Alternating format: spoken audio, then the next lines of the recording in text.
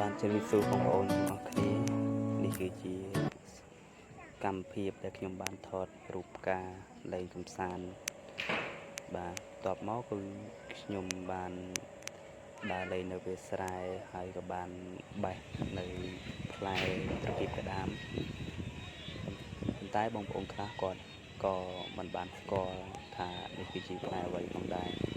ហើយបងប្អូនខ្លះទៀតក៏គាត់បានស្គាល់បាទហើយនេះគឺជាឆាននុនហើយនឹងប្អូនកំពុងតែរត់លេងមើលទេសភាពវាលស្រែដែលពោរពេញទៅដោយសម្រស់ពណ៌បៃតងមានថ្ងៃទីភ្លេចដែលយើងមើលទៅក្រហមបាទ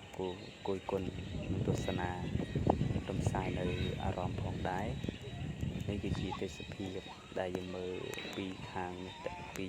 ឆ្ងាយទៅបាទគឺវាស្រែពោរពេញទៅដោយពណ៌បៃតងហើយនឹងផ្ទៃមេឃពណ៌ក្រហមលាយនឹងពពកហើយព្រះអាទិត្យទៀតនឹងលេចទៀតគឺពិតជាស្រស់ស្អាតដែលយើងមើលទៅ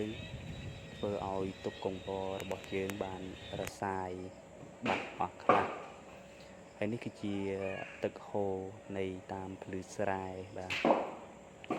ហើយមានខ្យងមានអីហ្នឹងឯងពីនៅក្នុងហ្នឹងហើយពេលខ្លះខ្យងក៏មកស៊ីនៅភក់នៅចិត្តកុំសន្ទូងផងដែរបាទបងប្អូនអាចទស្សនាលេងបាននៅទស្សនភាពខ្យងកំពុងតែវីកំពុងតែស៊ីនៅដីបាទស៊ីនៅភក់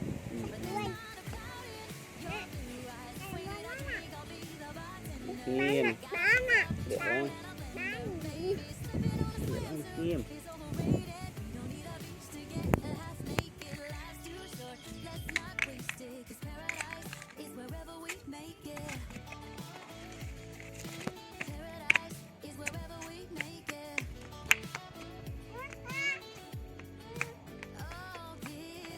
បាទបន្តមកទៀតគឺទស្សនវិជ្ជានៅក្នុងពណ៌ដែលខ្ញុំបានថតរូបដើមពោធិ៍តូចដែលដោះនៅចិត្តព្រះវិហារហើយមានផ្កាអមសងខាងនៃព្រះវិហារផងដែរមើលទៅគួរជាទីរីករាយនិងផ្ទះថ្លាបាទការនេះរីកស្រស់ល្អណាស់គឺពណ៌លឿងពោពេញទៅដោយភាពរីករាយមែនទែនហើយធ្វើឲ្យពូសត្វល្អិតទាំងឡាយតែមកក្រេបជក់មានឃ្មុំមាន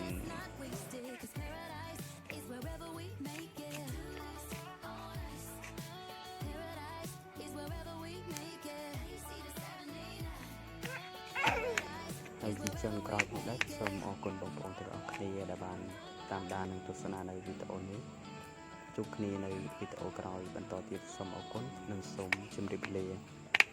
បាយបាយបាទ